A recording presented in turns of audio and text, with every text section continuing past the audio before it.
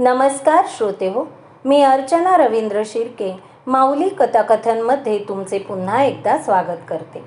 आपण ऐकत आहोत जुईली, लेखक मधु मंगेश कर्णिक. तिन्ही सांजेला गावचा पोलीस पाटीलनी कोतवाल जुईलीच्या खळ्यात उभे राहिले. सीताराम मामा बाहेर बाकड्यावर बसून एकटाच अभंग म्हणत होता. पोलीस पाटलाने उभ्या उभ्याच विचारले, कोण पाहुणे? जुईलीचो मामा मी, जानवलकर राऊत. जुईल्या खया?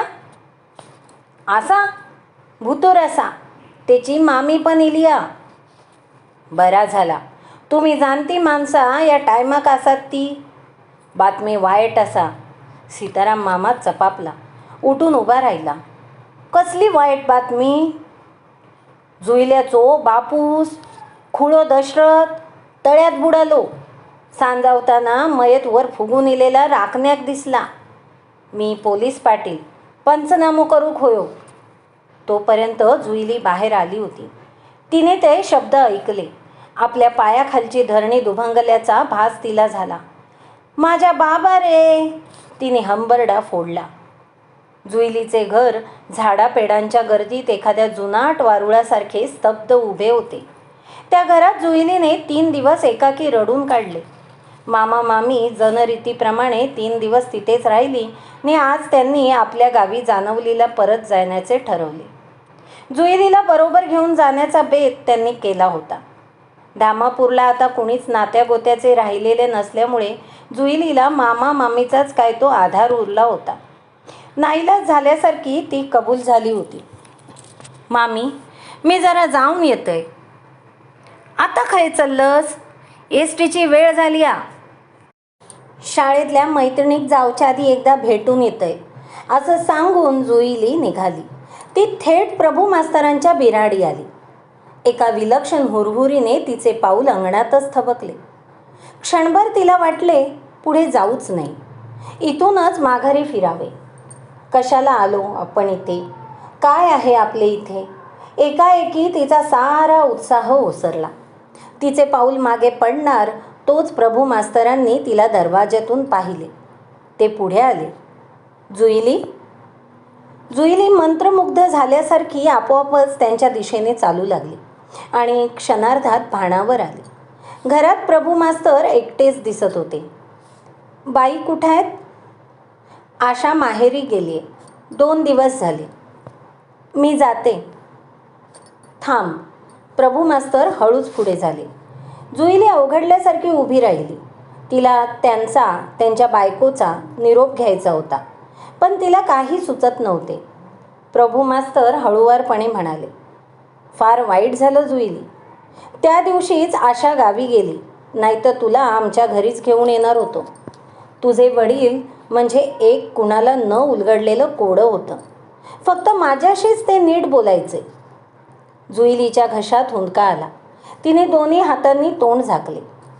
सर, मी आज आजोळी चालले. आजोळी? कोण आहे? मामा आहेत, मामी आहे, तेवढेच मला जवळचे नातेवाईक. बाबा गेले त्यावेळी ते दोघेही इथं आलेले होते. ते म्हणतात आपल्याबरोबर चल. आता 4च्या एसटीने निघणार. जाण्यापूर्वी तुम्हाला आणि बाईंना भेटावं म्हणून आले होते. जुईली एका दमात भरभर बोलली आणि भार उतरल्यासारखी गप्प राहिली. प्रभू मास्तर तिच्याकडे बघतच होते. बरं, मी येते, असं म्हणून जुईली भुरकन तिथून निघाली. तिच्या मनात खूप काही व्यक्त करण्यासारखे होते, पण ती एकही शब्द बोलू शकली नाही. प्रभू मास्तर दाराच्या चौकटीत उभं राहून तिच्या पाठमोऱ्या आकृतीकडे पाहत होते. जुईलीने दाराला कुलूप लावले. आपले कपडे आणि सटरफटर सामान यांनी एक जुनी ट्रंक तिने भरली होती. मामी म्हणाली, चल लवकर, एसटी सुटात. अकस्मात कसली तरी आठवण होऊन जुईली परत फिरली. कुलूप उघडू लागली. आता आणखी काय राहुला? वाईस थांब. जुईली आत शिरली. दशरथ ज्या माच्यावर झोपे तेथल्या खिरणात तो नेहमी आपली पावरी ठेवीत असे. जुईलीने ती पावरी घेतली आणि पिशवीत घातली. गो ती पावरी कित्याक? होई, आठवण म्हणान. बरा बाये, तू म्हणशील ता खरा. एसटी सुटली. धामापूर गाव मागे पडले. भगवतीच्या देवळाचा कळस नि समोरच्या तळ्याचे पाणी हलके हलके नजरेआड होऊ लागले. तांबड्या रस्त्यावरून एसटीची गाडी रोरावत कणकवलीच्या दिशेने धावू लागली. तिच्या एका खिडकीपाशी जुईली बसली होती.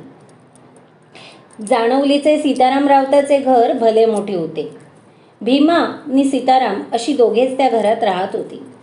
वाडवडिलांनी बांधून ठेवलेले मोठे घर, त्याची आता एकाकी सीतारामच्या हातून धड दुरुस्तीही होत नव्हती. त्या घराच्या एका भागात ती दोघे राहत.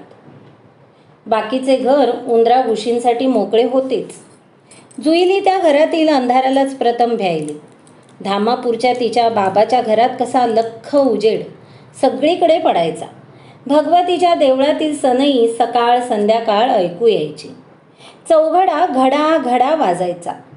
जग बाहेर पडले की दोन्ही बाजूंच्या डोंगरांना उशा पायथ्याला घेऊन पसरलेले विस्तीर्ण तळे दिसायचे. माडा पोफळींची गर्द झाडी सर्वत्र सावली पसरीत असायची. तिच्या आजोळी जाणवलीला यापैकी काहीही नव्हते. उंच उंच गाट्या आणि 17 ठिकाणी विखुरलेली घरे. माडा पोफळीचे नावही नाही. एकाही घराच्या दारात अबोलीचा ताटवा नाही का कुणा बाईच्या माथ्यात आबोली सुरंगीची वळेसर नाही. अगदीच डोंगरी वळणाचे गाव. नाही म्हणायला गावाला लागून कणकवलीची मोठी बाजारपेठ होती. तेवढीच नवलाई. जाणवलीहून कणकवली गावात शिरताना एक नदी लागे. त्या नदीच्या काठावर एक राई होती आणि त्या राईतून एक पुरातन देवळाचा कळस डोकावताना दिसे. त्या राई शेजारची नदीची कोंड पाहून तिला धामापूरच्या तळ्याची आठवण व्हायची. पण कुठे तो त्या तळ्याचा अथांग विस्तार आणि कुठे हा ओंजळी एवढा बंदिस्त डोह. जुईली हळूहळू नव्या गावात नव्या वातावरणात रुळत होती. हळूहळू दशरथच्या मृत्यूचे दुःख जुने होत होते. मामीच्या हाताखाली दळप कांडप करण्यात तिचा वेळ जाऊ लागला. मामी सुगरण होती. कितीतरी नवे नवे पदार्थ तिला करायला आवडत. जुईलीला ती त्या हौसेने शिकवत होती. घावणे, शेवया, खांडपोळीसारखे भटा भामनांच्या घरी रांधले जाणारे पदार्थ तर मामी अपूर्वाईने करी. पण साधी कुळथाची पिठीसुद्धा ती किती चवदार करायची. जुईलीला आपले घर आणि तिथले दिवस आठवले. तिला कधी कोणी स्वयंपाक शिकवलाच नव्हता. सकाळ संध्याकाळ गोडी डाळ आणि भात शिजवला की तिचे भागत असे. वेड्या दशरथला कसलीच चौरव नव्हती. समोर येईल ते खाल्ले तर खाल्ले, नाही तर पुढ्यातले ताट टाकून निघून गेले, अशी त्याची गत होती. जुईलीला मामीच्या हाताखाली काम करताना हौस वाटू लागली. मामा मामीचा संसार अजोड होता. ती दोघे जणू नावालाच लग्न झालेली नवरा बायको असावी तशी ती वावरत असत. सीताराम मामा सबंध दिवसभर बाहेरच असे.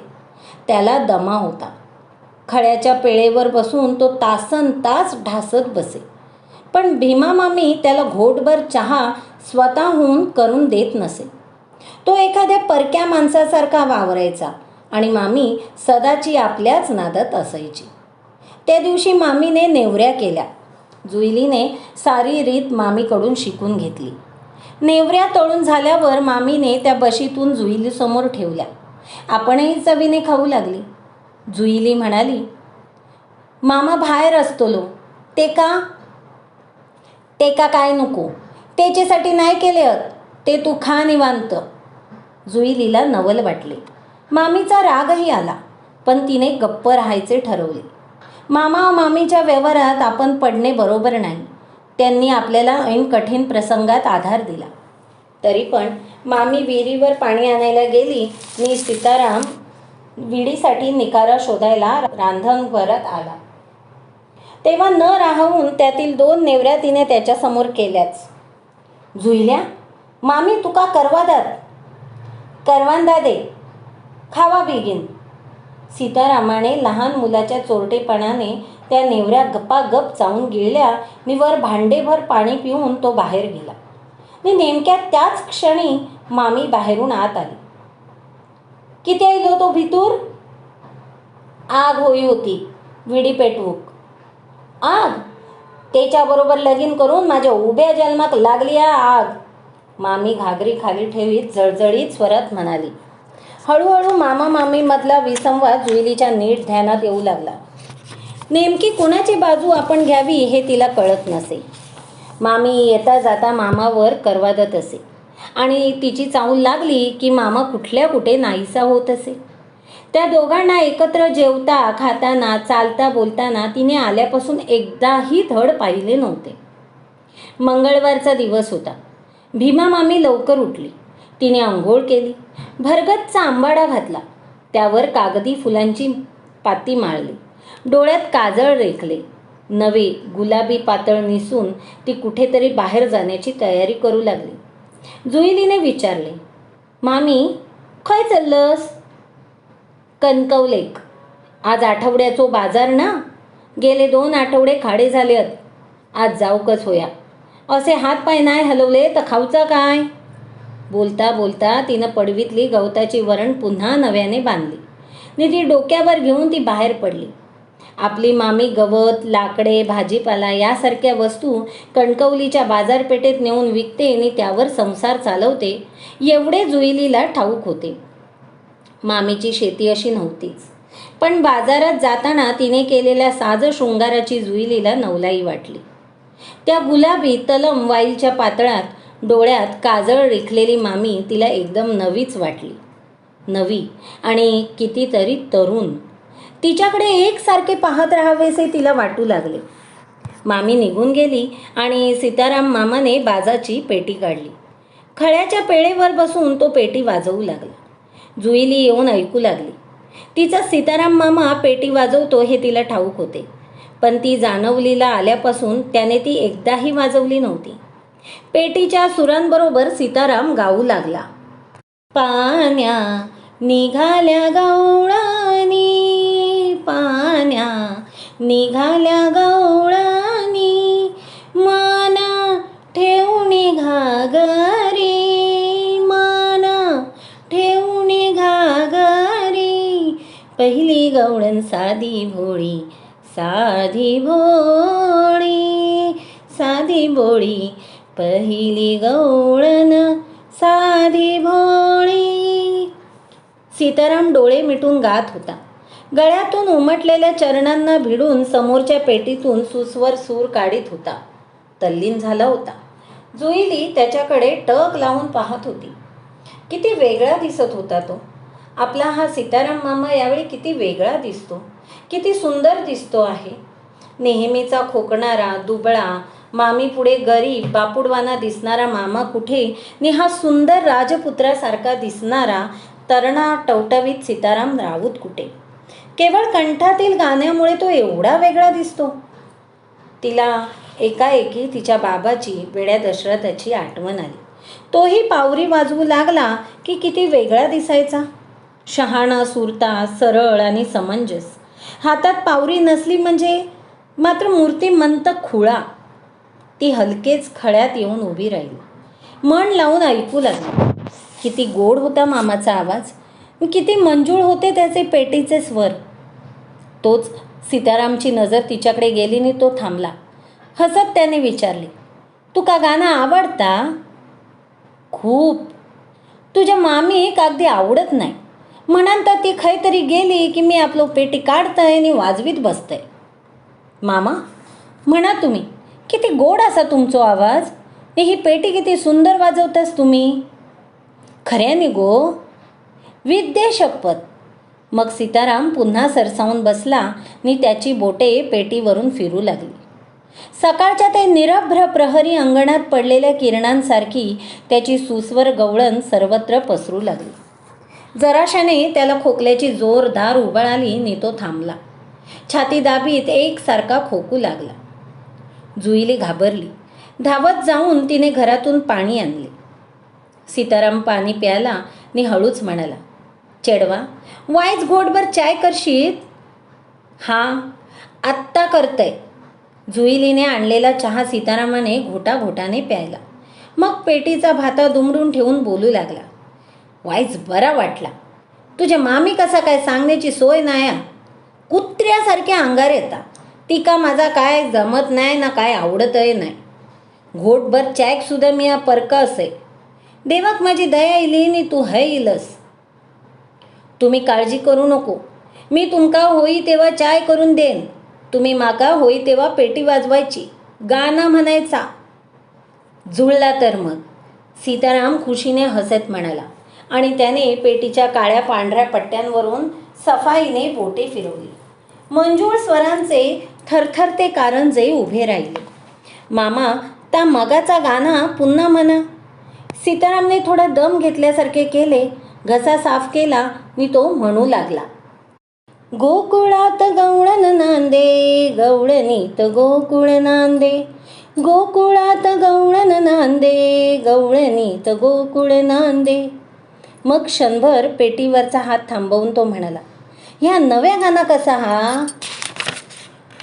सुंदर, म्हणा पुढे. ऐकतं.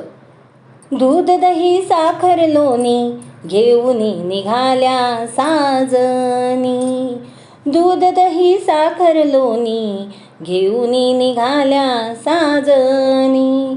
वाट अडवी चक्रा पाणी, जाहला उशीर ग, जाहला उशीर ग. हलके हलके जुईली त्या सुरात आपला सूर मिळवू लागली आणि त्या सुरांमध्ये ती नकळत हरवून गेली. संध्याकाळी मामी कणकवलीहून परत आली, ती हातातल्या दोन्ही पिशव्या बाजाराने भरूनच. संसाराला लागणारे डाळ, गूळ, तेल यासारखे जिन्नस तर तिने आणले होतेच, पण त्याशिवाय आणखीही काही नवलाईच्या चिजा तिने आणल्या होत्या. त्यातील एक म्हणजे तोंडाला लावायच्या सुगंधी पावडरीचा उंच गुलाबी डबा आणि हस्तिदंती वर्णाचा चंदनी साबण. झालंच तर स्वतःसाठी चोळीचे तलम वाईलचे कापड आणि जुईलीसाठी फुलांची गोल साडी. जुईल्या, ही साडी तुझ्यासाठी आ, नेसून बघ, कशी इंद्राची अप्सरा दिसतस ती. मामी, कितीसाठी होयो येदो खर्च केलंस? ता तुका काय करूचा हा, नेसून बघ. जुईलीला राहवले नाही. कधी एकदा त्या पातळाची घडी मोडते आणि ते अंगावर घेते असे तिला होऊन गेले. अशी निळसर फुलांची आणि निराळ्याच डिझाईनची किनार असलेली साडी कधी आपणास नेसायला मिळेल असे तिला वाटले नव्हते. देवासमोर ठेव, हळद कुंकू घाल आणि मगच घडी मोड. मामीने सांगितल्याप्रमाणे जुईलीने केले आणि वळईतल्या आडोशाला उभी राहून तिने ती साडी नेसली. मग ती बाहेर उजेडाला आली. मावळतीची किरणे पडवीत उतरली होती. त्या प्रकाशात जुईली एखाद्या निळ्या कमळासारखी दिसत होती. भीमा तिच्याकडे कौतुकाने टक लावून पाहत होती. तिने एकाएकी पुढे होऊन जुईलीला जवळ घेतले. चेडवा, असा रूप देवान बायल माणसाक देऊ नये, ता राखताना लय कठीण जाता गे बाय. जुईलीने हलकेच मामीच्या मिठीतून स्वतःला बाजूला केले आणि खाली वाकून चटकन ती तिच्या पाया पडली. भीमा मामीचे डोळे पाण्याने भरले. ती कितीतरी वेळ जुईलीच्या पाठीवरून हात फिरवीत राहिली. कधी नव्हे तो पोस्टमन सीताराम रावताच्या दारात येऊन उभा राहिला आणि ओसरीत दारात बसलेला सीताराम आश्चर्याने पुढे झाला. आपल्या घरी पोस्टमनला येण्याचे कारणच काय? आपल्याला कोणीच पत्र पाठवणार नाही. सीतारामा, तुझ्या भाचेचं पत्र असा. बाबू पोस्टमन थैलीतून एक पाकिट पत्र बाहेर काढीत म्हणाला. तो जुईली बाहेर आली. तिने लगबगीने ते पत्र घेतले आणि फोडले. मामा, माझो रिझल्ट इलो, मी पास झालंय.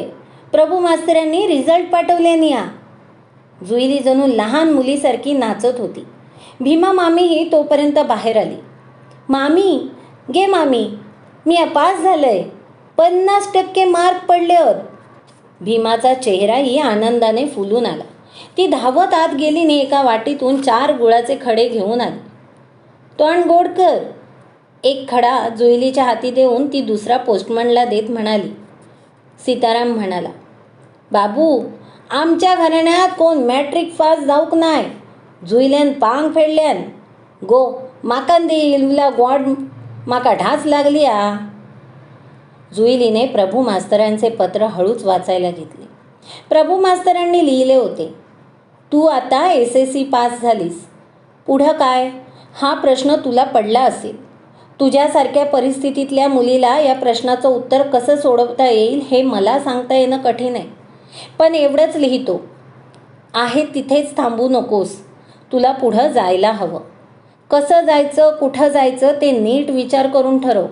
पण आणखीही पुढे लिहितो, देवानं जन्माला घालताना तुला दिलेल्या गुणांची माती होईल अशी वागू नकोस. तुझं रूप आणि तुझं हळवं फुलराणीसारखं मन.